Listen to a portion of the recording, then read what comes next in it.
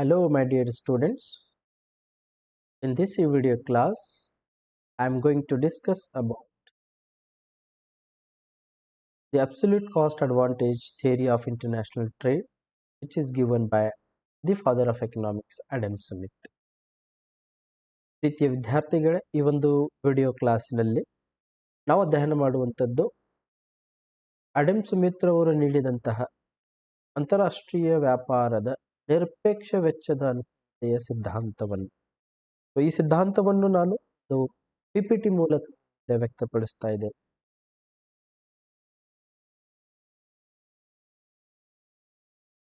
ಇಲ್ಲಿ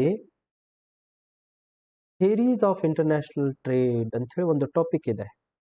ಅದರೊಳಗೆ ಮೊದಲನೇ ಸಿದ್ಧಾಂತ ಅಡಮ್ ಸ್ಮಿತ್ ರವರು ನೀಡಿದಂತಹ ಒಂದು ಸಿದ್ಧಾಂತವನ್ನು ನಾವು ಅಧ್ಯಯನ ಮಾಡಬೇಕು. First we have to discuss the Adam Smith theory of international trade. Let us discuss the theory. ಈ ಒಂದು ಸಿದ್ಧಾಂತವನ್ನು ಈ ಒಂದು ಪಿಪಿಟಿ ಮೂಲಕ ನೋಡೋಣ. ಮೊದಲನೆಯದಾಗಿ absolute cost advantage theory of international trade. ಈ ಸಿದ್ಧಾಂತ ಪ್ರಮುಖವಾಗಿ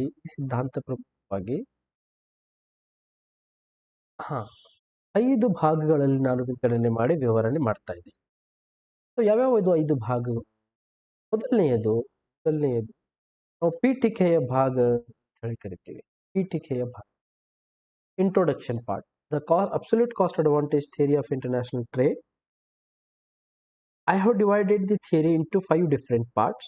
First one is its introduction. Second one is the assumptions of the theory, which is made by the Adam Smith. Third one is a statement of the theory. Means what? Brief, we will discuss what the theory states.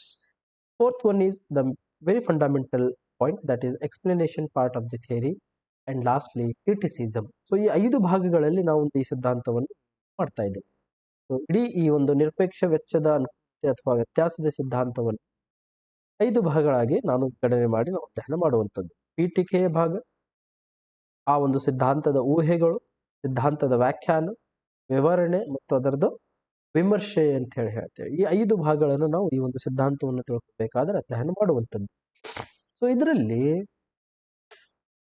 Next one introduction part, ಪೀಠಿಕೆಯ ಒಂದು ಭಾಗ ಅಂತ ಹೇಳಿ.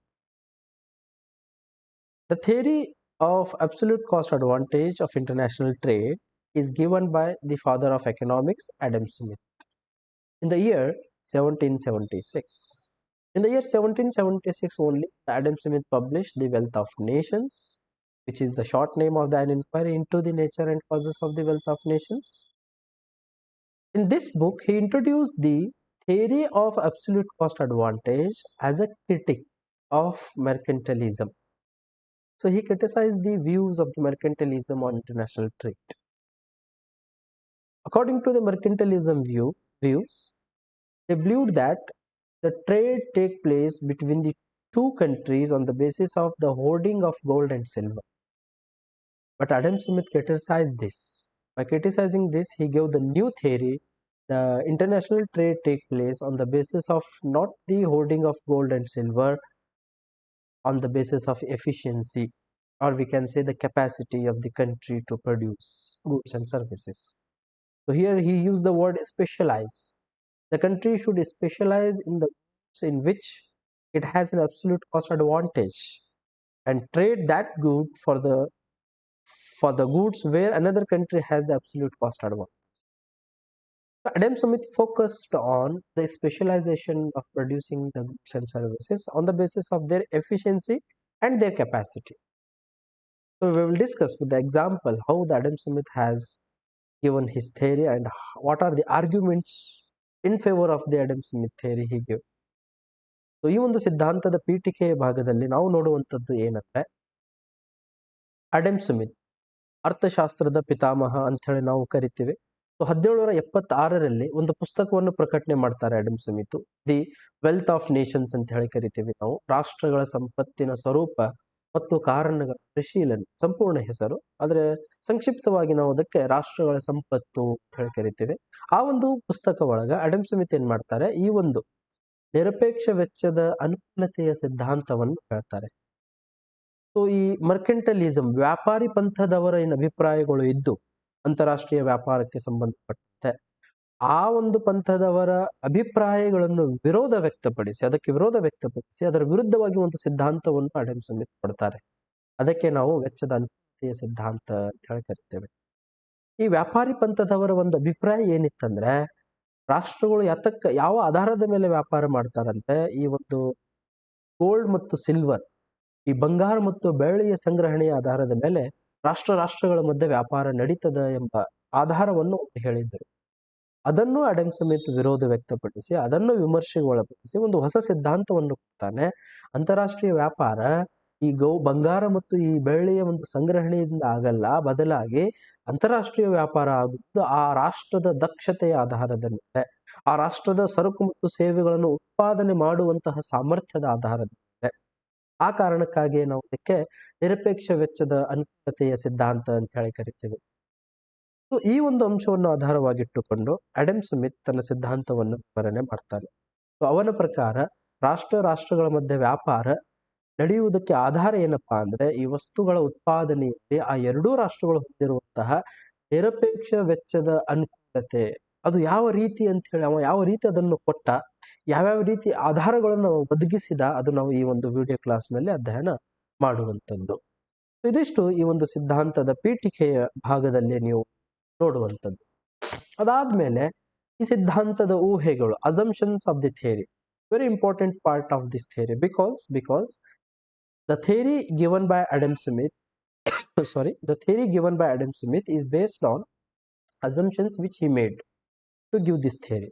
So before going to understand the theory of international trade given by the Adam Smith, we have to understand the assumptions made by the Adam Smith for this theory, because theory is based on the assumptions. So ಈ ಒಂದು ಸಿದ್ಧಾಂತವನ್ನು ನಾವು ತಿಳಿದುಕೊಳ್ಳಬೇಕಾದರೆ ಈ ಸಿದ್ಧಾಂತದ ಊಹೆಗಳು ಏನೇನಿದಾವೆ ಆ ಊಹೆಗಳನ್ನು ನಾವು ತಿಳಿದುಕೊಳ್ಳಬೇಕು. ಯಾಕಂದ್ರೆ ಸಿದ್ಧಾಂತ ನೀಡುವಂಥದ್ದು ಈ ಊಹೆಗಳ ಆಧಾರದ ಮೇಲೆ. ಊಹೆಗಳು ಒಂದು ಸಲ ನಮಗೆ ಅರ್ಥ ಆದರೆ ಸಿದ್ಧಾಂತ ಬಹಳ ಸುಲಭವಾಗಿ ನಮಗೆ ಅರ್ಥ ಆಗುತ್ತೆ. ಸೊ ಈ ಸಿದ್ಧಾಂತವನ್ನು ನಾವು ನೋಡೋಣ. ಮೊದಲನೆಯದಾಗಿ, there are 2 countries and 2 commodities.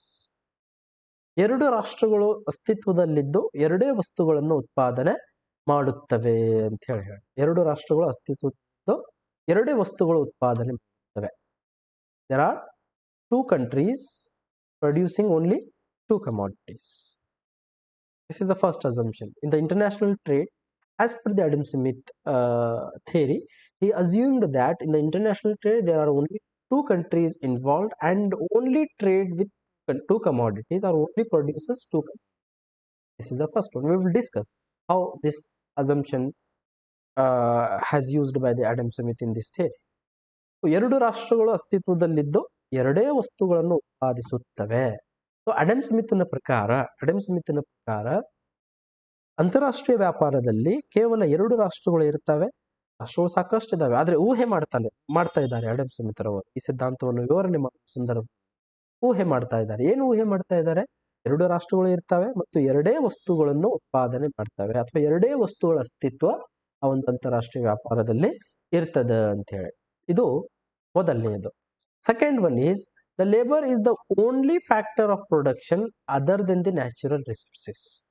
ನೈಸರ್ಗಿಕ ಸಂಪನ್ಮೂಲಗಳನ್ನು ಹೊರತುಪಡಿಸಿದರೆ ಶ್ರಮ ಅಂತ ಹೇಳಿ ಬರಬೇಕು. ಶ್ರಮ ಮಾತ್ರ ಉತ್ಪಾದನಾಂಗ ಅಂತ ಹೇಳಿ. ಎರಡನೇ ಒಂದು, what is the second assumption? Labor is the only factor of production other than the natural resources. To produce the goods, we use the natural resources. Along that, we use only labor as a factor of production, as per the Adam Smith definition or Adam Smith theory. This is the second assumption made by the Adam Smith. ಇದು ಎರಡನೇದು. ಏನು? ನೈಸರ್ಗಿಕ ಸಂಪನ್ಮೂಲಗಳು ಅಂತೂ ಇದ್ದೇ ಇರ್ತವೆ. ಆ ಒಂದು ನೈಸರ್ಗಿಕ ಸಂಪನ್ಮೂಲಗಳ ಜೊತೆಗೆ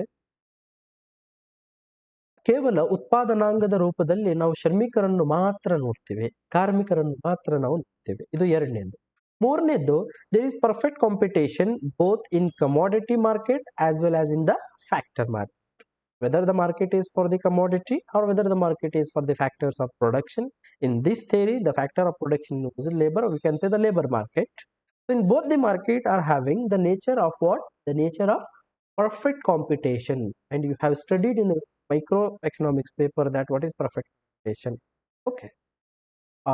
Large number of buyers or sellers are there who sells the homogeneous product with single price, and in these type of markets, the producers as well as the consumers are having the full information about market trends. So here what Adam Smith is assuming, that he is assuming there is a perfect competition nature in both the commodities, whether the market is both the market, whether is the market is commodity market or factor market. ಅಂದ್ರೆ ಎರಡೂ ಮಾರುಕಟ್ಟೆ, ಸರಕು ಮಾರುಕಟ್ಟೆ ಮತ್ತು ಉತ್ಪಾದನಾಂಗ ಮಾರುಕಟ್ಟೆಯಲ್ಲಿ ಪರಿಪೂರ್ಣ ಪೈಪೋಟಿ ಅಸ್ತಿತ್ವದಲ್ಲಿ ಇರುತ್ತದೆ. ಎರಡು ಮಾರುಕಟ್ಟೆ, ಅದು ವಸ್ತುಗಳನ್ನು ಮಾರಾಟ ಮಾಡುವುದಾಗಿರುವುದು ಅಥವಾ ಉತ್ಪಾದನಾಂಗಗಳನ್ನು ವಿನಿಮಯ ಮಾಡಿಕೊಳ್ಳುವುದಾಗಿರುವುದು, ಆ ಎರಡು ಮಾರುಕಟ್ಟೆಗಳ ಸ್ವರೂಪ ಪರಿಪೂರ್ಣ ಪೈಪೋಟಿದಾಗಿರುತ್ತದೆ ಅಂತ ಹೇಳಿ. ಇದು ಮೂರನೇದು. This is the third one. And the fourth one is labour is the perfectly mobile with in the country and perfectly immobile between the country. This is the fourth assumption made by the Adam Smith. Means what? Labor is perfectly mobile means within the country, say from one place to another place, one state to another state, one region to another region, or one company, one industry to another industry. Labor can freely without any restrictions from one to another. But when we talk about the between the country, the labor are having the nature of immobility. Immobility means what? It cannot from one country to another country. So that is the one assumptions made by the Adam Smith to explain his theory. ಕಾರ್ಮಿಕರು ದೇಶದೊಳಗೆ ಮುಕ್ತವಾಗಿ ಚಲಿಸಬಲ್ಲರು, ಅಂದ್ರೆ ಯಾವುದೇ ರೀತಿಯಾದಂತಹ ಅಡಚಣೆಗಳು ಇರುವುದಿಲ್ಲ. ಈ ಉತ್ಪಾದನೆಗಳಲ್ಲಿ ಕಾರ್ಮಿಕರು ಒಂದೇ ಅಂತ ಹೇಳಿ ಇವರು ಊಹೆ ಮಾಡಿದ್ರು. ನೆಕ್ಸ್ಟ್ ನಾಲ್ಕನೇ ಊಹೆ ಏನ್ ಹೇಳ್ತಾ ಇದ್ದಾರೆ? ದೇಶದೊಳಗೆ ಮುಕ್ತವಾಗಿ ಚಲಿಸಬಲ್ಲವು, ಆದರೆ ರಾಷ್ಟ್ರಗಳ ನಡುವೆ ಚಲಿಸಲಾರವು. ಇದರ ಅರ್ಥ, ಒಂದು ರಾಷ್ಟ್ರದಲ್ಲಿ, ಒಂದು ದೇಶದಲ್ಲಿ ಕಾರ್ಮಿಕರು ಒಂದು ಸ್ಥಳದಿಂದ ಮತ್ತೊಂದು ಸ್ಥಳಕ್ಕೆ, ಒಂದು ಕೈಗಾರಿಕೆಯಿಂದ ಮತ್ತೊಂದು ಕೈಗಾರಿಕೆಗೆ ಯಾವುದೇ ರೀತಿಯಾದಂತಹ ಅಡಚಣೆಗಳಿಂದ ನಿರ್ಬಂಧನೆಗಳಿಂದ ಹೋಗಿ, ಆದರೆ ಅಂತಾರಾಷ್ಟ್ರೀಯ ವ್ಯಾಪಾರದಲ್ಲಿ ಅಥವಾ ರಾಷ್ಟ್ರಗಳ ಮಧ್ಯೆ ಅದು ಚಲಿಸುವುದಿಲ್ಲ. ಅಲ್ಲಿ ನಿರ್ಬಂಧನೆಗಳು ಇರ್ತವೆ, ಅಡಚಣೆಗಳು ಇರ್ತವೆ. ಒಂದು ರಾಷ್ಟ್ರವನ್ನು ಬಿಟ್ಟು ಮತ್ತೊಂದು ರಾಷ್ಟ್ರಕ್ಕೆ ಕಾರ್ಮಿಕರು ಚಲಿಸಲು ಸಾಧ್ಯವಿಲ್ಲ ಅಂತ ಹೇಳಿ ಇವರು ಊಹೆ ಮಾಡ್ತಾ ಇದ್ದಾರೆ. ಇದು ನಾಲ್ಕನೇ. ಐದನೇದಾಗಿ ದೇರ್ ಇಸ್ ಫ್ರೀ ಟ್ರೇಡ್, ಮುಕ್ತವಾದಂತಹ ವ್ಯಾಪಾರ ಅಸ್ತಿತ್ವದಲ್ಲಿ ಇರ್ತದೆ. ಯಾವುದೇ ರೀತಿಯಾದಂತಹ ಅಡಚಣೆಗಳು, free trade between the countries, between the country. There is no any restrictions at all in the form of say tariff and quotas. Trade is full of free. This is the fifth assumption made by the Adam Smith. ಇದು ಐದನೇದು. ಮುಕ್ತ ಮತ್ತು ಅಂತ ಹೇಳಿ ಬಂದಿದೆ. ಮುಕ್ತ ಅಂತ ಹೇಳಿ ಮುಕ್ತ ವ್ಯಾಪಾರ ಅಸ್ತಿತ್ವದಲ್ಲಿ ಇರುತ್ತದೆ, ಯಾವುದೇ ರೀತಿಯಾದಂತಹ ಅಡಚಣೆಗಳು ಇರುವುದು. ಒಂದು ರಾಷ್ಟ್ರದಿಂದ ಮತ್ತೊಂದು ರಾಷ್ಟ್ರಕ್ಕೆ ವಸ್ತುಗಳನ್ನು ನಾವು ಬಹಳ ಸುಲಭವಾಗಿ ಪೂರೈಕೆ ಮಾಡಬಹುದು ಅಥವಾ ಮಾರಾಟ ಮಾಡಬಹುದು. ಬೇರೆ ದೇಶದಿಂದ ವಸ್ತುಗಳನ್ನು ಯಾವುದೇ ರೀತಿಯಾದಂತಹ ಅಡಚಣೆಗಳಿಲ್ಲದೆ ಆಮದು ಮಾಡಿಕೊಳ್ಳಬಹುದು. ಮುಕ್ತವಾದಂತಹ ಅವಕಾಶ ಈ ಒಂದು ಸಿದ್ಧಾಂತವು ಮಾಡ್ತಾ ಇದೆ. And production is subject to constant returns to scale. ಉತ್ಪನ್ನವು ಸ್ಥಿರ ಪ್ರತಿಫಲ ನಿಯಮಕ್ಕೆ ಒಳಪಟ್ಟಿರುತ್ತದೆ. And there is no technological change at all. ತಾಂತ್ರಿಕ ಬದಲಾವಣೆಗಳು ಇರುವುದಿಲ್ಲ. There is no technological change means what? In the production process, once we adopted a production method to produce a particular commodity, that production method remains constant or same for all the level of production. The technology will not change at all. It remains the constant, or we can say it remains the same. ತಾಂತ್ರಿಕ ಬದಲಾವಣೆಗಳು ಇರುವುದಿಲ್ಲ. ಅಂದ್ರೇನು? ಒಂದು ಸಲ ನಾವು ಉತ್ಪಾದನಾ ಪ್ರಕ್ರಿಯೆಯಲ್ಲಿ ಒಂದು ಉತ್ಪಾದನಾ ವಿಧಾನವನ್ನು ಅಳವಡಿಸಿಕೊಳ್ಳುತ್ತೇವೆ. ಒಂದು ಸಲ ನಾವು ಅಳವಡಿಸಿಕೊಂಡಂತಹ ವಿಧಾನ, ನಾವು ಎಷ್ಟೇ ಪ್ರಮಾಣದ ವಸ್ತುಗಳನ್ನು ಉತ್ಪಾದನೆ ಮಾಡಿದರೂ ಎಲ್ಲಾ ಪರಿಮಾಣಕ್ಕೂ ಅದೇ ರೀತಿಯಾದಂತಹ ವಿಧಾನ ಅಸ್ತಿತ್ವ ಇರ್ತದೆ. ಅದರಲ್ಲಿ ಯಾವುದೇ ರೀತಿಯಾದಂತಹ ಬದಲಾವಣೆಗಳು ಆಗುವುದಿಲ್ಲ. ತಂತ್ರಜ್ಞಾನದಲ್ಲಿ ಬದಲಾವಣೆಗಳು ಆಗುವುದಿಲ್ಲ, ಅದು ಸ್ಥಿರವಾಗಿಯೇ ಇರ್ತದೆ ಅಂತ ಹೇಳ್ತೀವಿ. ಇದು ಏಳನೇದು. And the last one is the trade between two countries take place on the basis of barter system. Barter system, this is very important. The ಸಾಟಿ ಪದ್ಧತಿ ಆಧಾರದ ಮೇಲೆ ರಾಷ್ಟ್ರಗಳ ನಡುವೆ ವ್ಯಾಪಾರ ನಡೆಯುತ್ತದೆ. What the Adam Smith argued? He argued that the trade take place between the country with free nature Along that, the trade take place on the basis of barter system. Barter system means what? Is a system in which we can exchange one goods to another goods. That is called barter system. It is nothing but the absence of monetary system in the economy. So we are exchanging one goods to another goods. That is called barter system. So here the international trade takes place on the basis of what? On the basis of barter system. Means what? One country will export one commodity, on behalf it imports some other commodities. There is an absence of the money or monetary system, is known as the barter system. ಸಾಟಿ ಪದ್ಧತಿ ಆಧಾರದ ಮೇಲೆ ಎರಡು ರಾಷ್ಟ್ರಗಳ ನಡುವೆ ವ್ಯಾಪಾರ ನಡೆಯುತ್ತದೆ ಅಂತ ಹೇಳಿ ಊಹೆ ಮಾಡ್ತಾರೆ. ಏನಿದು ಸಾಟಿ ಪದ್ಧತಿ ಅಂದ್ರೆ ವಸ್ತು ವಿನಿಮಯ ಪದ್ಧತಿ ಅಂತ ಹೇಳಿ ಕರಿತೀವಿ. ಒಂದು ವಸ್ತುವಿನ ಬದಲಾಗಿ ಮತ್ತೊಂದು ವಸ್ತುವನ್ನು ಪಡೆಯುವುದಕ್ಕೆ ವಸ್ತು ವಿನಿಮಯ ಪದ್ಧತಿ ಅಂತ ಹೇಳಿ ಕರೀತಾರೆ. ಈಗ ರಾಷ್ಟ್ರಗಳ ಮಧ್ಯೆ ಸಾಟಿ ಪದ್ಧತಿಯ ಆಧಾರದ ಮೇಲೆ ವ್ಯಾಪಾರ ನಡೀತಾ ಇದೆ ಅಂದ್ರೆ ನಾವು ಒಂದು ವಸ್ತುವನ್ನು ರಫ್ತು ಮಾಡಬೇಕು, ಅದರ ಬದಲಾಗಿ ಮತ್ತೊಂದು ವಸ್ತುವನ್ನು ಆಮದು ಮಾಡಿಕೊಳ್ಳಬೇಕು. ಇಲ್ಲಿ ಹಣಕಾಸಿನ ಪದ್ಧತಿ ಅಥವಾ ಹಣದ ಅಸ್ತಿತ್ವ ಇರುವುದಿಲ್ಲ ಅಂತ ಹೇಳಿ ಹೇಳ್ತೇವೆ. ಸೊ ಅಂತಹ ಒಂದು ಪದ್ಧತಿಗೆ ಸಾಟಿ ಪದ್ಧತಿ ಅಂತ ಹೇಳಿ ಕರೀತಾರೆ. ಇದಿಷ್ಟು ಈ ಒಂದು ಸಿದ್ಧಾಂತಕ್ಕೆ ಇರುವಂತಹ ಊಹೆಗಳು. ನೆಕ್ಸ್ಟ್ ಇದಾದ್ಮೇಲೆ ಸಿದ್ಧಾಂತದ ವ್ಯಾಖ್ಯಾನ, the statement of the theory. Adam Smith ಈ ಸಿದ್ಧಾಂತವನ್ನು ಯಾವ ರೀತಿ ಹೇಳಿದ್ರು ಅದು ಒಂದು ನಾವು 2 ಲೈನ್ ಒಳಗೆ ಸಂಕ್ಷಿಪ್ತವಾಗಿ ನಾವು ನೋಡೋಣ ಏನ್ ಹೇಳ್ತದೆ ಈ ಸಿದ್ಧಾಂತ. Statement of the theory is nothing but the brief understanding or summary of this theory. So we can express in the form of statement of the theory. So according to this theory, every country produces only those goods in the production of which it has cost advantage, and exchange them with the goods in which it has comparatively high cost or which it cannot produce at all. This is the summary of the theory. So what the theory states? It states that every country produces some commodity, but as per the assumptions, every country having the production of 2 commodities. In one commodity it has the cost advantage, and on other commodity it has the cost disadvantage. So here every country produces only those goods in which it has the cost advantage, and exchange that commodity with the other goods which it has the comparatively high cost or which it cannot produce at all. For example, there are 2 commodities and the country can produce one commodity with very less cost of production. That is called cost advantage. If the cost of production is less, it means that the country is having the cost advantage of that commodity's production. Okay, that is the one. So country produces only that commodity and other commodities which it cannot produce at all. If it produces, the cost of production is very high. At that time, what the country does? The country import that commodity from some other countries. So that is the theory's gist, or we can say the summary.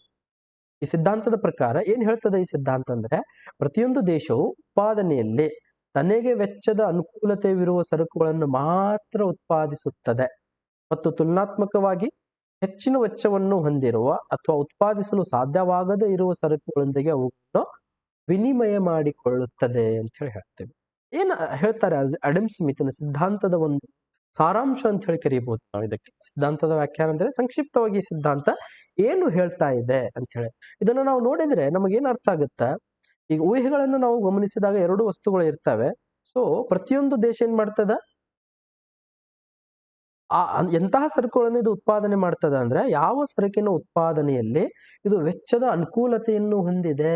ಏನಿದು ವೆಚ್ಚದ ಅನುಕೂಲತೆ ಅಂದ್ರೆ, ಆ ವಸ್ತುವನ್ನು ಉತ್ಪಾದನೆ ಮಾಡಬೇಕಾದರೆ ಅತ್ಯಂತ ಕಡಿಮೆವಾದಂತಹ ವೆಚ್ಚವನ್ನು ತೆಗೆದುಕೊಳ್ತದೆ.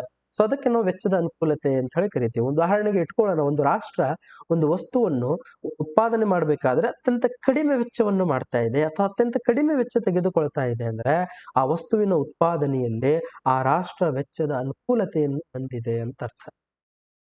ಇಲ್ಲಿ ಅಡಮ್ ಸ್ಮಿತ್ ಹೇಳುವಂತದ್ದೇನು, ಪ್ರತಿಯೊಂದು ರಾಷ್ಟ್ರ ಎಂಥ ವಸ್ತುಗಳನ್ನು ಉತ್ಪಾದನೆ ಮಾಡ್ತದ, ಯಾವ ವಸ್ತುವಿನಲ್ಲಿ ಅದು ವೆಚ್ಚದ ಅನುಕೂಲತೆಯನ್ನು ಹೊಂದಿದೆ, ಸೊ ಅದನ್ನು ಉತ್ಪಾದನೆ ಮಾಡಿ, ಮತ್ತೆ ಯಾವ ವಸ್ತುವನ್ನು ತಾನು ಉತ್ಪಾದನೆ ಮಾಡಿದ್ರೆ ಅಧಿಕ ವೆಚ್ಚವನ್ನು ತೆಗೆದುಕೊಳ್ತದೆಯೋ ಅಥವಾ ತಾನು ಉತ್ಪಾದನೆ ಮಾಡಲು ಸಾಧ್ಯವಿಲ್ಲವೋ ಅಂತಹ ವಸ್ತುಗಳೊಂದಿಗೆ ಇದನ್ನು ಅವರು ವ್ಯಾಪಾರ ಮಾಡ್ತಾರೆ, ಅಂದ್ರೆ ವಿನಿಮಯ ಮಾಡಿಕೊಳ್ತಾರೆ. ಬೇರೆ ದೇಶದಿಂದ ಅದನ್ನು ಆಮದು ಮಾಡಿಕೊಳ್ತಾರೆ ಅಂತ ಹೇಳಿ ಇಟ್ಕೊಳ್ಳೋಣ. ನೆಕ್ಸ್ಟ್ ಒಂದು ಉದಾಹರಣೆಯ ಮೂಲಕ ನಾವು ಇದನ್ನು ನೋಡೋಣಂತೆ. So next part is explanation of the absolute cost advantage theory, very important one. ನಿರಪೇಕ್ಷ ವೆಚ್ಚದ ಅನುಕೂಲತೆಯ ಸಿದ್ಧಾಂತದ ವಿವರಣೆ ಅಂತ ಹೇಳಿ ಹೇಳ್ತೇವೆ. So explanation part, what the theory explains, we will discuss with the help of example. This is nothing but this statement again. According to Adam Smith, the basis of international trade is the absolute cost advantage. Adam Smith ನ ಪ್ರಕಾರ ಅಂತಾರಾಷ್ಟ್ರೀಯ ವ್ಯಾಪಾರಕ್ಕೆ ಆಧಾರ ಏನು? ನಿರಪೇಕ್ಷ ವೆಚ್ಚದ ಅನುಕೂಲತೆ. ನಿರಪೇಕ್ಷ ವೆಚ್ಚದ ಅನುಕೂಲತೆ ಎಂದರೆ ಏನು ಅಂತ ಹೇಳಿ ನಾನು ಹೇಳಿದೆ. I have told you that. What is absolute cost advantage? If the country produces the commodity with very less cost of production, means that the country is having the absolute cost advantage in production of that commodity. So trade take place on the basis of that concept, according to Adam Smith. We will discuss with the help of a commodity, the help of an example. So next is with the help of this example. So as per the assumptions, there are two countries, country India and China, and producing two commodities, say wheat and cloth. ಎರಡು ರಾಷ್ಟ್ರಗಳು ಇದಾವೆ. ಯಾವ್ಯಾವ ರಾಷ್ಟ್ರಗಳು? ಒಂದು ಭಾರತ, ಇನ್ನೊಂದು China ಅಂತ ಹೇಳಿ ಹೇಳ್ತೇವೆ. ಎರಡು ವಸ್ತುಗಳನ್ನು ಉತ್ಪಾದನೆ ಮಾಡ್ತಾ ಇದ್ದಾರೆ. ಒಂದು ಗೋಧಿ ಅಂತ ಹೇಳಿ ಕರಿತೀವಿ, ಇನ್ನೊಂದು ಬಟ್ಟೆ. Output per unit of labour, ಇದು ಏನದಾವಲ್ಲ, ಇದು ಘಟಕಗಳು. ಗೋಧಿಯ these are the units of wheat and units of cloth produced by both the countries. So here, this is with the help of this example, we will try to understand what is the concept is, or what is the theory is. Very simple example. Okay, absolute cost advantage should be there. In this example, it is there. I will discuss how the trade will take place between India and China. So here, assume that India is producing both the commodity, wheat and cloth. It is by using all its resources, it can produce either 100 units of the wheat or 50 units of the cloth. This is I have taken output per unit of labor. Okay, so here assume that there is the absence of international trade and India has to produce both. So the production possibility of India is what? It can produce either 100 units of the wheat or 50 units of the cloth. If it want to produce both, let us, so here, this is the India's, the green line indicates the India's production possibility curve. Means what? India can produce either 100 units of wheat or 50 units of cloth. Now assume that without international trade, India is producing both without entering into the international trade. So it can produce so only by allocating the 50% resources for both the commodities, production of both the commodities. Means what? It can produce only, just a minute, can produce only the 50 units of wheat and 25 units of cloth. The total production possibility is, say, 100 units of wheat or 50 units of cloth. Now the India wants to produce both. Means what? It can produce only 50 units of wheat, whereas 25 units of cloth. The same way, the Chinese production possibility curve is it can produce 50 units of wheat or 100 units of cloth. 100 units of. Now, before the international trade, the China can also produce.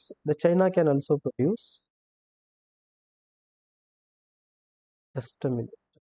The China can also produce.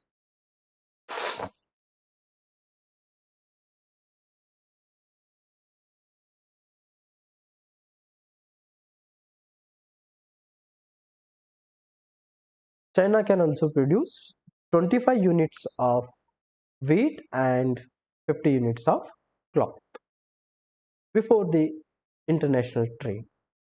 Now, if the situation is like this, what Adam Smith argued the country should both the countries should enter into the international trade to get the benefit. By entering into the international trade, what the country has to do is, India should produce only wheat and it has to give up the production of cloth. It has to produce only wheat. So it can produce the 100 units of wheat. On the other hand, China has to give up the production of wheat and has to produce only cloth, so it can produce 100 units. because it is the trade will take place on the basis of barter system. Means what?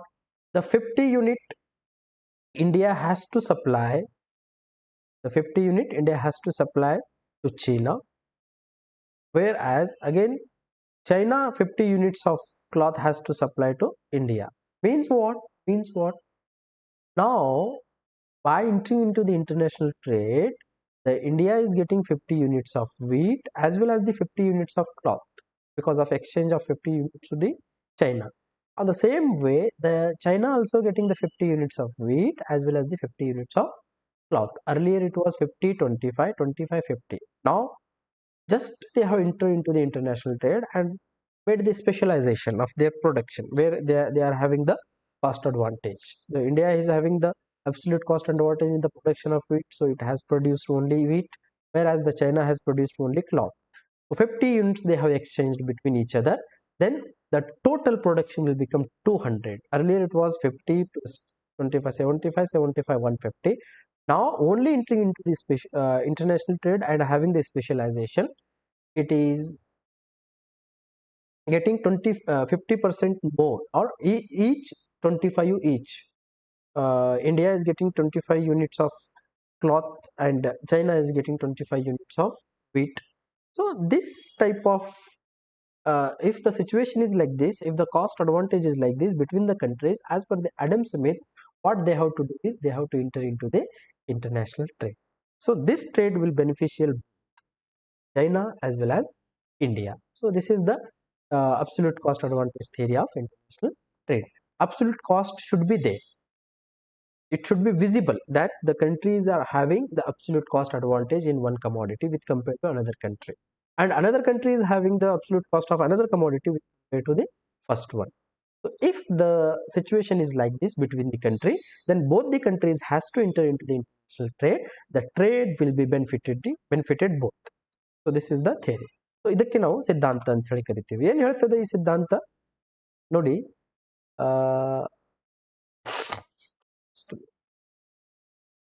ಈ ಸಿದ್ಧಾಂತ ಏನು ಹೇಳ್ತದ ಅಂದ್ರೆ, ಇನ್ನೊಂದ್ಸಲ ನಾನು ಕನ್ನಡದಾಗ ಇದನ್ನು explain ಮಾಡ್ತೀನಿ ನಮ್ಮ ಕನ್ನಡ ವಿದ್ಯಾರ್ಥಿಗಳಿಗೆ. ಸೊ ಏನು ಹೇಳ್ತದೆ ಈ ಸಿದ್ಧಾಂತ ಅಂದ್ರೆ, ಎರಡು ರಾಷ್ಟ್ರಗಳು ಇದಾವೆ, ಎರಡು ವಸ್ತುಗಳನ್ನು ಉತ್ಪಾದನೆ ಮಾಡ್ತಾ ಇದ್ದಾರೆ. ಒಂದು ವಸ್ತುವನ್ನು ನಾವು ಗೋಧಿ ಅಂತ ಹೇಳಿ ಇಟ್ಕೊಂಡಿವಿ, ಇನ್ನೊಂದು ಬಟ್ಟೆ ಅಂತ ಹೇಳಿ ಇಟ್ಕೊಂಡಿವಿ. ಎರಡು ರಾಷ್ಟ್ರಗಳು ಇಂಡಿಯಾ ಮತ್ತು ಚೀನಾ ಅಂತ ಹೇಳಿ ಎರಡು ರಾಷ್ಟ್ರಗಳು ಇದಾವೆ. ಈ ಎರಡು ರಾಷ್ಟ್ರಗಳ ಉತ್ಪಾದನಾ ಸಾಧ್ಯತಾ ರೇಖೆ ಏನೇನಿದಾವಂದ್ರೆ, ಇಂಡಿಯಾ ಏನ್ ಮಾಡ್ಬೋದು, ಈ ಗ್ರೀನ್ ರೇಖೆ, ಈ ಹಸಿರು ರೇಖೆ ಏನದಲ್ಲ, ಅದು ಭಾರತದ ಉತ್ಪಾದನಾ ಸಾಧ್ಯತಾ ರೇಖೆಯಾಗಿದ್ದು, ಈ ರೆಡ್ ಏನದ ಆ ಚೈನಾದ ಉತ್ಪಾದನಾ ಸಾಧ್ಯತಾ ರೇಖೆಯನ್ನು ವ್ಯಕ್ತಪಡಿಸ್ತದೆ. ಸೊ ಇಲ್ಲಿ ಇಂಡಿಯಾ ಏನ್ ಮಾಡಬಹುದು, 100 ಗೋಧಿಯ ಘಟಕಗಳನ್ನು ಉತ್ಪಾದನೆ ಮಾಡಬಹುದು ಅಥವಾ 50 ಬಟ್ಟೆಯ ಘಟಕಗಳನ್ನು ಉತ್ಪಾದನೆ ಮಾಡಬಹುದು. ಸಾಮರ್ಥ್ಯ ಎಷ್ಟೇ ಅದ ಭಾರತದ್ದು. ಅದರ ವಿರುದ್ಧವಾಗಿ ಚೈನಾದ ಸಾಮರ್ಥ್ಯ ಎಷ್ಟದ, 50 ಘಟಕಗಳನ್ನು ಗೋಧಿ ಉತ್ಪಾದನೆ ಮಾಡಿದ್ರೆ 100 ಘಟಕಗಳನ್ನು ಬಟ್ಟೆಯನ್ನು ಉತ್ಪಾದನೆ ಮಾಡಿ. ಅಂತಾರಾಷ್ಟ್ರೀಯ ಒಳಪಡದೇ ಇದ್ದಾಗ, ಈಗ ಉದಾಹರಣೆಗೆ ಇಟ್ಕೊಳ್ಳೋಣ, ಭಾರತ ಏನ್ ಮಾಡಬಹುದು, ಯಾವುದಾದ್ರೂ ಒಂದು ವಸ್ತುವನ್ನು ಉತ್ಪಾದನೆ ಮಾಡಿದ್ರೆ ಇದು 100 ಆಗುತ್ತಾ, ಇದು 50 ಆಗುತ್ತೆ. ಎರಡು ವಸ್ತುಗಳನ್ನು ಉತ್ಪಾದನೆ ಮಾಡಬೇಕಾದ್ರೆ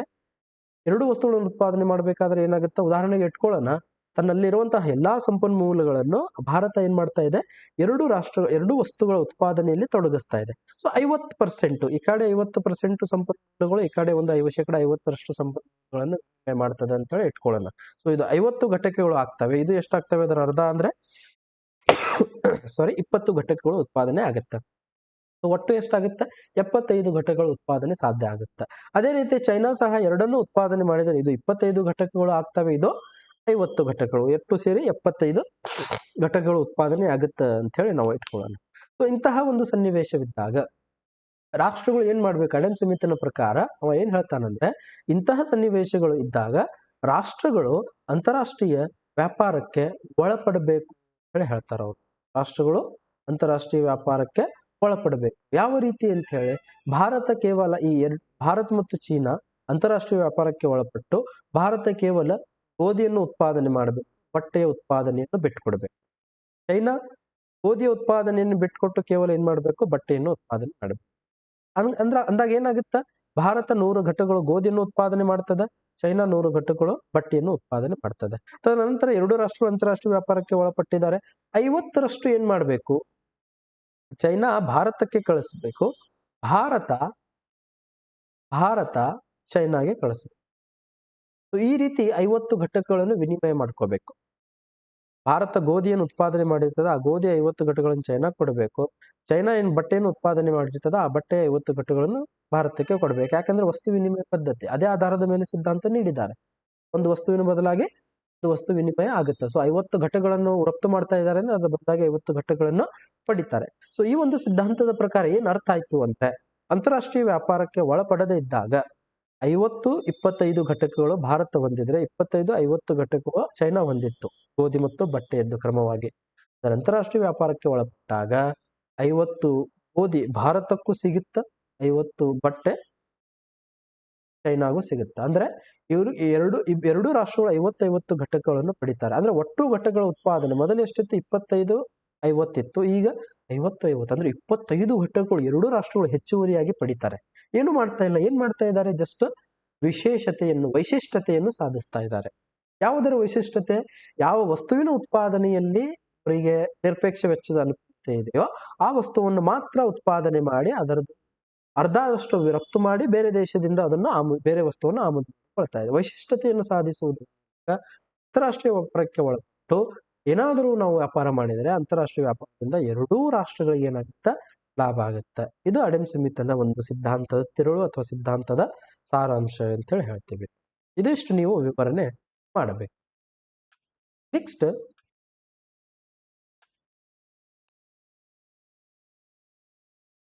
ಕ್ರಿಟಿಸಿಸಮ್, ಸಿದ್ಧಾಂತದ ವಿಮರ್ಶೆ ಅಂತ ಹೇಳಿ ಹೇಳ್ತೀವಿ. ಸಾಕಷ್ಟು ಅರ್ಥಶಾಸ್ತ್ರಜ್ಞರು ಅಡಮ್ ಸ್ಮಿತ್ ನೀಡಿದಂತಹ ಈ ಸಿದ್ಧಾಂತವನ್ನು ವಿರೋಧ ಮಾಡಿದ್ದಾರೆ. ವಿರೋಧ ಮಾಡಿ ತನ್ನದೇ ಆದಂತಹ ಒಂದಿಷ್ಟು ಹೊಸ ಪರಿಕಲ್ಪನೆಗಳನ್ನು ಕೊಟ್ಟಿದ್ದಾರೆ. ಸೊ ಅದನ್ನು ನಾವು ಬೇರೆ ವಿಡಿಯೋ ಒಳಗೆ ನೋಡೋಣಂತೆ. ಈ ಒಂದು ಕ್ರಿಟಿಸಿಸಮ್ ಒಳಗ ಈ ಸಿದ್ಧಾಂತಕ್ಕೆ ಯಾವ್ಯಾವ ಆಧಾರದ ಮೇಲೆ ವಿಮರ್ಶೆ ಮಾಡಲಾಯಿತು ಅದನ್ನು ನಾವು ಚರ್ಚೆ ಮಾಡೋಣ. On what basis the Adam Smith theory of cost advantage has been criticized. We will discuss the criticism against this theory or criticism made by the different economists against this theory. So we will discuss one by one. First, the labor cost is a small portion of the total cost. Hence, the theory based on labor cost is unrealistic. In ಊಹೆ ಮಾಡಿರ್ತಾರೆ.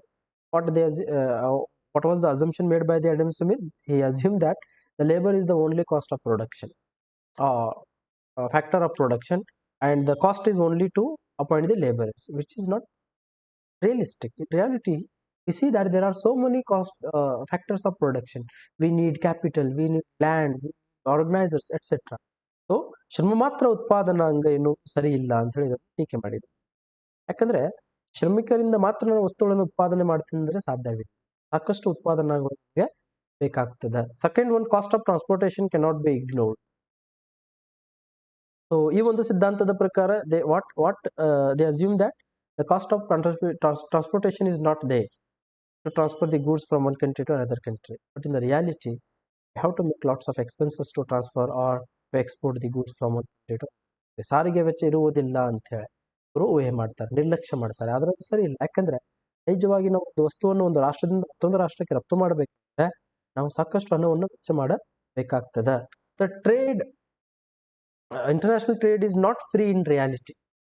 Yes, there are some restrictions. For example, say if I want to trade my commodity in America, I have to take the permission from my government as well as the American government. There are restrictions.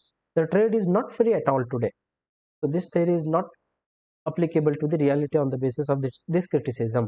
ನೈಜವಾಗಿ ಅಂತಾರಾಷ್ಟ್ರೀಯ ವ್ಯಾಪಾರ ಮುಕ್ತವಾಗಿರುವುದಿಲ್ಲ. ಇವ್ರೇನ್ ಹೇಳ್ತಾರೆ, ವ್ಯಾಪಾರ ಮುಕ್ತವಾಗಿರ್ತದೆ. ಒಂದು ರಾಷ್ಟ್ರದಿಂದ ಮತ್ತೊಂದು ರಾಷ್ಟ್ರಕ್ಕೆ ನಾವು ಯಾವುದೇ ರೀತಿಯಾದಂತಹ ಅಡಚಣೆಗಳಿಲ್ಲದೆ ಹೋಗ್ಬೋದು. ಆದ್ರೆ ಸರಿ ಇಲ್ಲ. ಯಾಕೆಂದ್ರೆ ಅಂತಾರಾಷ್ಟ್ರೀಯ ವ್ಯಾಪಾರ ಮುಕ್ತವಾಗಿಲ್ಲ. ಇವತ್ತು ನಾವು ನೋಡ್ತೀವಲ್ಲ, ನಾವು ನನ್ನ ವಸ್ತುವನ್ನು ನಾವು ಹೋಗಿ ಬೇರೆ ದೇಶಕ್ಕೆ ಮಾರಾಟ ಮಾಡಬೇಕಾದ್ರೆ ನನ್ನ ದೇಶದ್ದು ನಾನು ಅನುಮತಿ ಪಡಿಬೇಕು, ಬೇರೆ ದೇಶಗಳದ್ದು ನಾನು ಅನುಮತಿ ಪಡಿಬೇಕು. ಅಂದ್ರೆ ಏನು, ಇವತ್ತು ವ್ಯಾಪಾರ ಮುಕ್ತವಾಗಿಲ್ಲ, ಬದಲಾಗಿ ರಕ್ಷಣಾತ್ಮಕವಾಗಿದೆ, ಬದಲಾಗಿ ನೀತಿ ನಿಬಂಧನೆಗಳಿಗೆ ಒಳಪಟ್ಟಿದೆ ಅಂತ ಹೇಳಿ ಹೇಳ್ತೇವೆ.